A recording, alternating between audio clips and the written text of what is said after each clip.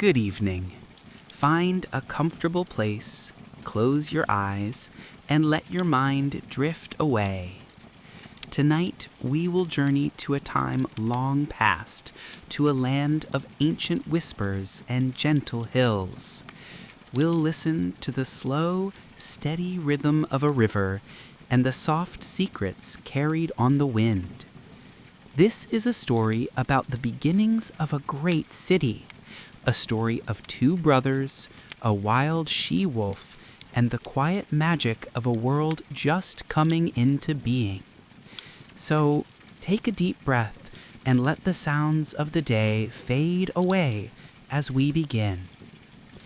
In the heart of a land of rolling green hills and winding rivers, long ago there was a kingdom called Alba Longa. The people lived by the grace of the land and the wisdom of their kings. But as with all things, the quiet peace of this world was fragile, and shadows sometimes fell upon it. The king of this gentle place was named Numitor, a man whose heart was as kind as his beard was white. He loved his only daughter, Rhea Silvia, more than anything. But his brother, Amulius, was a man consumed by ambition. With a heart as cold as a stone, he usurped the throne, casting his own brother out. Fearing that Rhea Silvia's children might one day challenge his rule, Amulius made her a Vestal virgin, a priestess of the goddess Vesta, bound by an oath to remain unmarried and childless. This, he thought, would secure his power forever. Rhea Silvia, however, was not only a Vestal virgin, but also a daughter of the sun. As she went to fetch water from a spring one day, a deep, resonant rumble filled the air. The sky, once a calm blue, began to shift to a fiery red. It was Mars, the god of war, drawn not by the clamor of battle, but by the quiet beauty of a lonely priestess. In a moment touched by divine will, two lives intertwined, and from this union, two twin boys were born. Amulius, in his terror and rage, could not bring himself to kill the divine twins. Instead, he commanded his servants to abandon them in a woven basket and leave them to the mercy of the vast silver-green Tiber River. And so, the small basket, like a tiny cradle, was placed on the waters. The river, which had seen the rise and fall of countless years, took pity on the small, helpless lives. It did not swallow them, but instead carried them, slowly, gently, like a mother rocking her child. The current, which usually flowed with purpose, slowed to a calm, swaying rhythm, guiding the basket safely.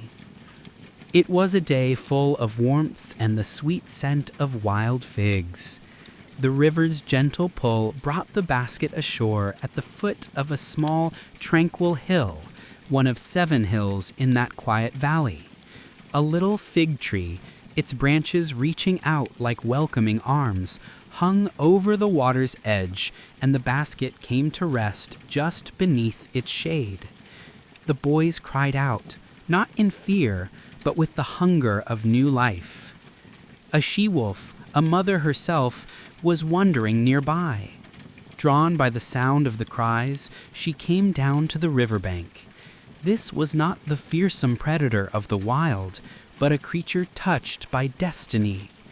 She nudged the boys gently with her snout, and in an act of profound compassion, she lay down and offered them her milk.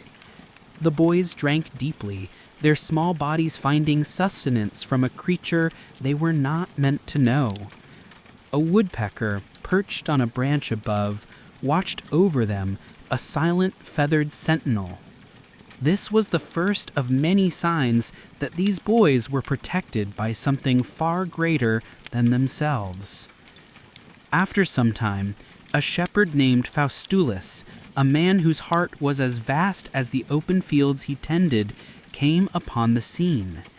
He saw the she-wolf caring for the twins, a sight so miraculous it made him pause in awe.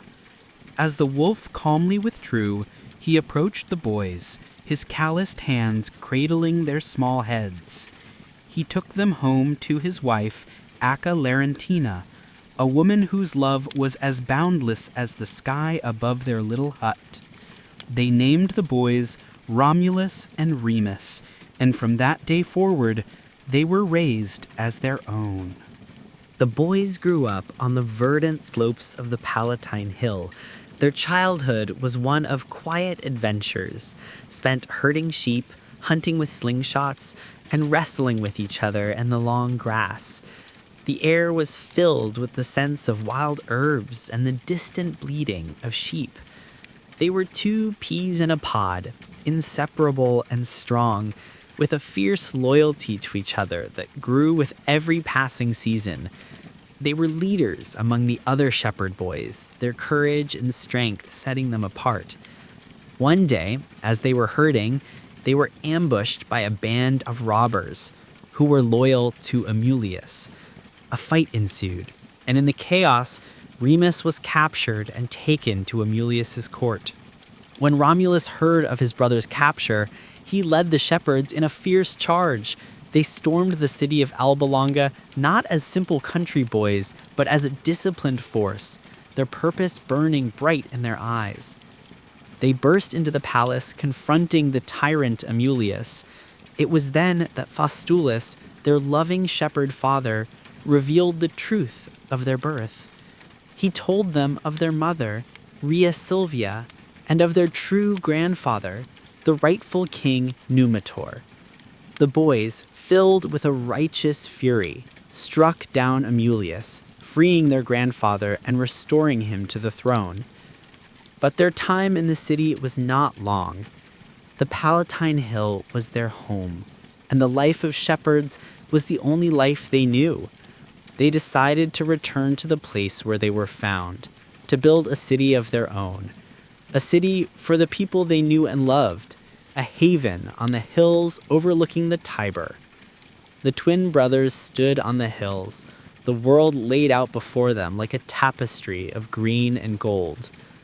Romulus chose the Palatine Hill, the place of their childhood and their home, but Remus was drawn to the Aventine Hill, a place he felt was more strategically defensible. The brothers, once inseparable, now faced a profound disagreement. They decided to resolve it by seeking a sign from the gods, a method known as augury.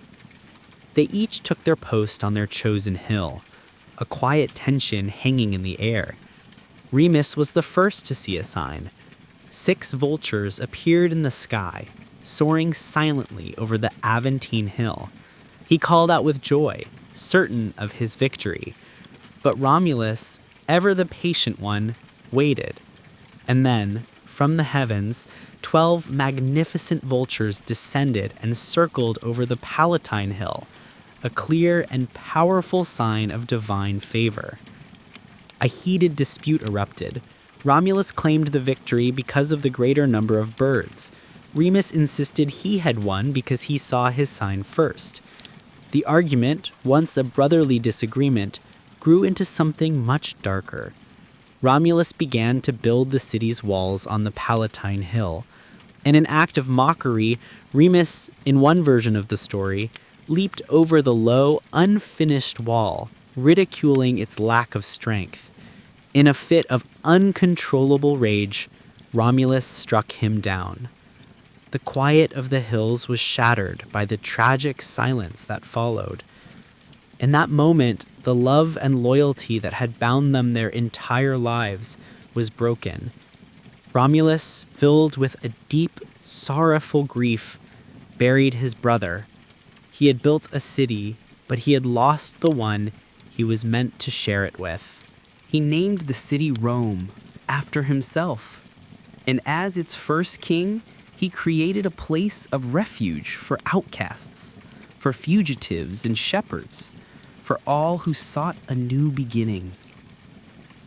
The city walls rose, strong and silent, a testament to a divine destiny and a heartbreaking sacrifice. And so, as the sun sets over the 7 hills, listen closely.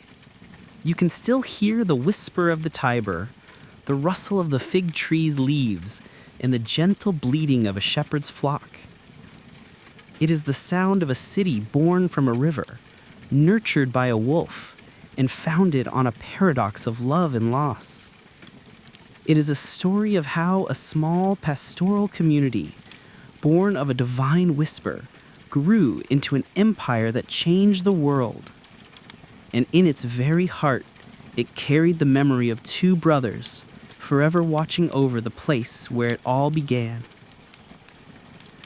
The story of Romulus and Remus is a reminder that even the greatest cities have humble beginnings, and that from the quietest moments, great things can grow. The hills are now silent, the river flows on, and the world is at peace. All that is left to do is dream. Good night.